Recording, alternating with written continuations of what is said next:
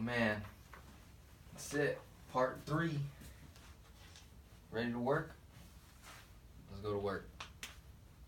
Alright, look. We're in part 3 now. And for the viewers, if you haven't watched part 1 or part 2, please go back and watch those videos so you can be caught up and know what the hell's going on, what I'm doing. Alright, so welcome to the final stage of the example of a college student at UF, graduating, trying to figure out how to pay off my student loans, how to pay off my credit card debt, increase my cash flow, lower my expenses, and raise my credit score, all using my own income. That's what we're trying to solve for today. So, as you can see, in the previous video, we killed the 6,500, okay? On the timeline right now, we're in October-ish, November, end of 2019 is where we are right now in this scenario. End of 2019, this is when the student loan payments are kicking in. Like, we know for sure they're gonna kick in October if we graduated in May, April. So it's like 6 months, right? So we know it's gonna kick in either October or November will be our first payment. So I did the math on $45,000 student loan at an average percentage rate of 6.8% on a 15-year. There's your payment, $399. So just might as well say $400 a month, okay? If you did nothing but pay your bill religiously every month for 15 years, this is how much money you would pay. $71,902.80. Oh my God. Okay, if you did the math, that's not 6.8%, bro. Okay, this was amortized. You actually paid 59%. 60%, I think, to be exact, is how much you paid on top of the 45. So how do we solve for it? This is the actual number. I couldn't fit it down there. So that's the actual number. You do 71,000 minus the 45, you get $26,902.80 on interest alone. Whoa. How do we figure that? How do we kill that out? How do we get rid of that, right? The goal is we want to pay this off in 5 years or less. Why? Because after 5 years or after like the 7th year, there's like no point. The interest has already been front loaded on the whole entire debt, the principal. So you're just paying like the remainder interest on it. You know, the way the loan is working with these student loans is they're front loading all the interest in those beginning years, right? And then later on, as the interest decreases, the principal goes up, you end up paying off your debt in the 15-year time span, okay? It works the same way with auto loans and the same way with mortgages, okay? And another reason why we want to pay this off in 5 years or 6 years or less is so that we don't get bombarded with, hey, refinance, or hey, consolidate your loan and save money, okay? That might be, that is the way it's pitched to people is absolutely wrong, especially young people, people who are buying homes for the first time. You don't even realize how much money you threw out the door when you refinanced your student loan, if you actually did the math behind it. Because what you were thinking is, how can I save money on the $399, right? Saving, I don't know, $50, $100 on your monthly payment. Okay, but what you don't realize is if you've been paying student loans, if you've been paying it for 4 or 5 years now, let's say you have student loans and you've been paying it for 4 to 5 years, okay, and you get offered to refinance, all they're doing is setting back the clock, right? They lowered your monthly payment a little bit, but then the payoff just extended longer for lower monthly. So you're like, yeah, I saved $6,000 on my student loans, or I saved, you know, $9 grand or $8 grand or something like that. Dog, you actually saved that on the monthly payments, but you end up paying it anyway in the long run once it's actually all said and done. So we don't necessarily want to go that route. We'll keep our options open. Like I said in the other video, it's nice to look at everything, but just know that the velocity banking method is the way to go when you want to get away from all the noise, okay? There's not a lot of noise around this. There really isn't, okay? So that should say something. That should ring a bell. Let me look into this. Let me see how I can change my life for the better. All right, so for this situation, just so I don't get off on a tangent here, is we're solving for 45 grand, payoff 5 years, okay? Using the velocity banking method, we have our line of credit, okay? In the previous video, we paid off the $6,500 in 7 to 9 months, which brought us to the end of 2019 as soon as this payment starts coming in, okay? This is back up at 10. All I'm simply saying is you take your cash flow, you times it by 12, and that's how much you pull out of the line of credit. So for this scenario, this individual, his cash flow, I went low, 700, times that by 12, boom, $8,400, right, is what we're gonna take out of the line of credit and make a chunk payment on the student loan, okay? Year one, when you do this, when you make a chunk payment of $8,400, right, you save $11,635.21. Do the math, okay? On every payment, right, you're paying anywhere from $220 to $250 on just interest every time you make a payment for the first 5 years. That's what that number looks like, $250 to $220. Bro, that's like $80-$90 that's going towards principal out of your $400 payment. Does that make sense? No. That something's wrong with that, man. There's how am I ever gonna pay this off, right? Doing it that way. See, with the line of credit, when you use the bank's money to pay off that amortized debt, and we're using your income to then stuff everything into here, interest works a lot different with line of credit, okay? It's simple, calculated every 30 days, and you divide that number, okay, by whatever the minimum monthly payment is on this, all right? And it avoids interest being accrued. So you're saving money here when you borrow the money, and you're saving thousands when you chunk at that big debt that you have, that student loan debt. Okay, so year one, we saved 11 grand, almost 12, all right, by making a $8,400 chunk payment. Now, what do we have to solve for?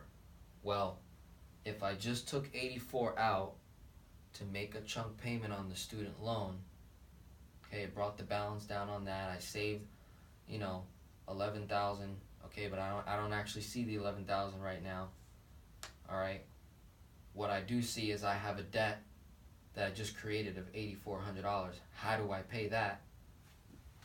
We take our income, we stuff it in the line of credit. We only withdraw our expenses every month, and we only withdraw a little amount for each bill. So I got a $400 payment on this day. I got a $300 payment a week from now. I got a $150 phone bill another week, and you just keep doing that. while that's going on, as you're withdrawing, you're also depositing your paychecks every 2 weeks, every week, okay? And then, in 12 months or less, this will be back up to zero, right? Back up to 10K. So what do? You make another chunk payment. You take out another 8,400. But before you even do that, okay, a year from 2019, okay, end of 2020, here's what you do. Wells Fargo, Chase, Bank of America, Bright Star, whoever your line of credit is with, yo, increase my line of credit by 5,000. Okay? They'll raise it. If they see you're making $3,000 payments every single month on a small $10,000 line of credit, and they see that you paid off $8,400 in less than 12 months, what do you think they want to give you more line of credit because they trust you. Not only that, it allows them to get an opportunity to make more money off of you, but you're smart, right? Because you're not going to just take the money out and make the minimum payment. You're going to do velocity banking, right? Okay, so you're going to beat them at their own game, okay, so to speak, on a very, very small level, okay? You're not doing anything in actuality, but you're saving yourself is what's more important from all that interest cost that you don't need. You don't need it, dog. So look, if you want to be more aggressive, year 2, you raised it to 15K. Maybe you take out 9,000 or 10,000 or whatever. You just pick a number based on the cash flow that you have. Times that by 12. The reason why I say that is because you want to be able to make a chunk payment every single year. Every 12 months, you want to be able to make a big chunk so that you kill the debt that much faster, right? Because as you're making that chunk payment, right, on month 1 of the student loan, you make a chunk payment, you still have to make a $399 payment month 2, month 3, month 4, month 5, right? The way you're paying that is through your line of credit from the expenses, right? That's what you're pulling out as you're dumping back in, okay? Need that to make sense, all right? And then year 2, boom. Year 2 goes by. You know, we probably got a chance to increase our line of credit. We made another chunk payment. To make it easy for the math situation behind it, if I made $8,400 chunk payments, okay, every single year, I'll have this paid off. My 45 initial student loan debt would be paid off in less than, I think it was 42 months. 42 months is when it would be paid off. Okay, someone would you definitely have to check me on that one. I used a bunch of different loan amortization calculators to figure it out, but 12, 24, 36, 48, 4, 5 years. We did it, dog. Shit, man. That's gotta get people happy, man. That's gotta get you gotta get excited off of that. You pay off a 15-year loan in a third of the time. Okay? And what happens, right? What happens after you kill that loan? Okay, your cash flow goes up $400. So now you're at anywhere from $1,100 to $1,300 cash flow. What's next, right?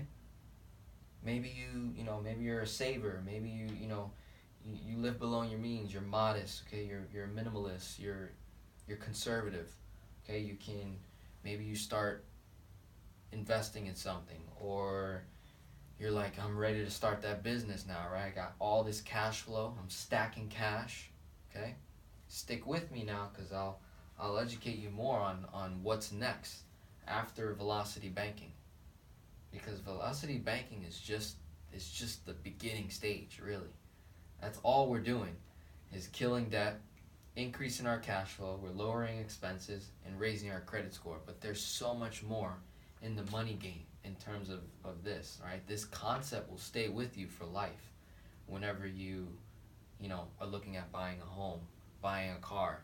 You're gonna look at loans and lines of credit a lot differently now, okay? So to recap, how did we solve it? All right, a rewind. We had a line of credit. We made chunk payments of $8,400 every year or every 12 months.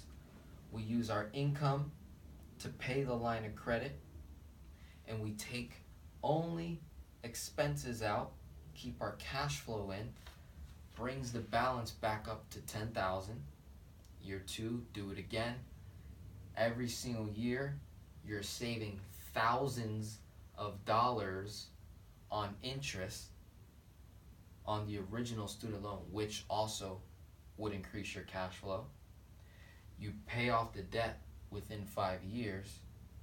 That increases your cash flow once it's paid off, and now you're maybe 27 years old, 26, 27, 28, student loan debt free, okay, while all your other friends are scrapping to try to not only make the payment, or maybe they're using other methods like, cutting back and not buying anything and selling all their stuff and paying an extra $100 every month.